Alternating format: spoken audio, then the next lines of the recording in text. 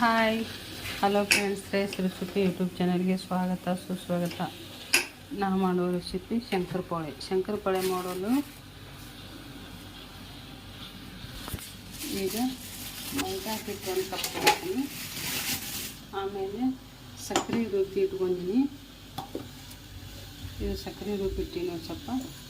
ಇದು ಒಂದು ಕಪ್ ಅಳತೆ ಅಷ್ಟು ಮೈದಾ ಹಿಟ್ಟು ತಗೋತೀನಿ.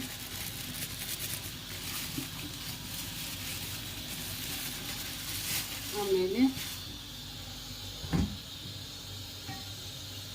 ಸ್ವಲ್ಪ ಹಾಲು ತೊಗೊಂಡಿನಿ. ಹಾಲಿನಾಗ ನಾದ್ಬಿಟ್ಟಿದೆ ಶಂಕರಪಾಳೆ. ಇವಾಗ ಇದನ್ನು ಚಾಣಿಸ್ತೀನಿ. ಏನೂ ಇಲ್ಲ ಆದರೂ ಒಂದು ಸ್ವಲ್ಪ ಚಾಣಿಸ್ಬೇಕು.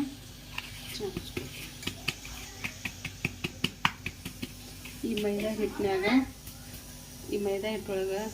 ಕಾಸಿ ತುಪ್ಪ ಆಗಲಿ ಎಣ್ಣೆ ಆಗಲಿ ಕಾಸಿ ಒಂದು ಸ್ವಲ್ಪ ಹಾಕಿ ಒಂದು ಚಿಟಿಕೆ ಉಪ್ಪು ಹಾಕಿನಿ. ಕಾಸಿಗೆ ಒಂದು ಸ್ವಲ್ಪ ತುಪ್ಪ ಹಾಕ್ತೀನಿ. ಇದನ್ನು ನಾದಿಡ್ತೀನಿ. ಈಗ ಸ್ವಲ್ಪನೇ ಹಾಲು ಹಾಕಬೇಕಿರುತ್ತೆ. ಸ್ವಲ್ಪ ಹಾಕಿ ಗಟ್ಟಿ ನಾದಿಡ್ಬೇಕು. ಅಷ್ಟು ಗಟ್ಟಿನೂ ಅಲ್ಲ, ಅಷ್ಟು ಮಧ್ಯಮ ಸೈಜು ನಾದಿಡ್ಬೇಕು. ಒಂದು 20 ನಿಮಿಷದೂ ನಾದಿ ನೆನೆಲಿಡಬೇಕು. ನಾವು ಯಾವ ಶೇಪ್ ಬೇಕಾದರೂ ಕಟ್ ಮಾಡ್ಕೋಬೋದು. ಇದನ್ನು ಈ ಶೇಪಾಗಿ ಕಟ್ ಮಾಡ್ಕೊತೀವಿ. ಇಷ್ಟು ದಿಪ್ಪ ಇರಬೇಕಿದು.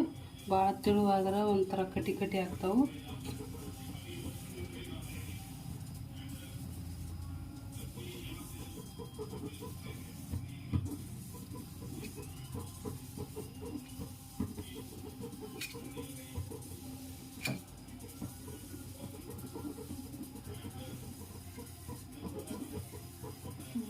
ಇವಾಗ ಒಂದು ಪ್ಲೇಟ್ನಾಗ ಎತ್ತಿಟ್ಕೊತೀವಿ.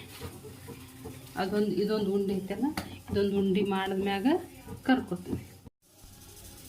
ಕಾಯಲು ಎಣ್ಣೆ ಹಾಕ್ತೀವಿ.